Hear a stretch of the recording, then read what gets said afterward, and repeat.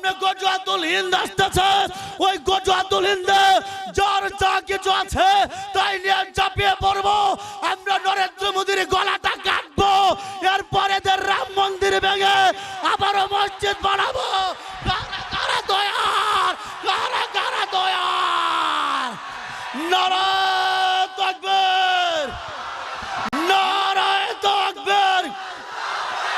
Action, ওই মুসলমানের action, মুজাহিদের action.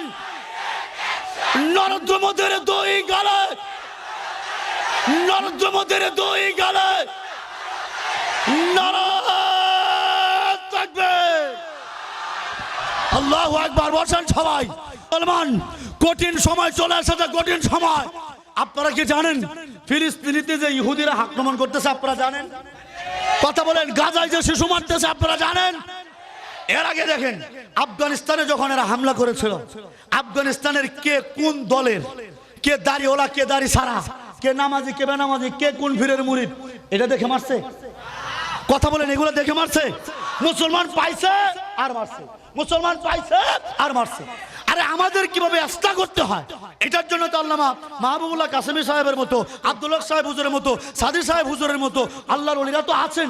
আমরা পরস্পরের ঝামেলা উলামায়ে কেরামের কাছে গিয়ে আমরা সংশোধন করব, কিন্তু আমরা আর গন্ডগোল করবো না ইনশাআল্লাহ।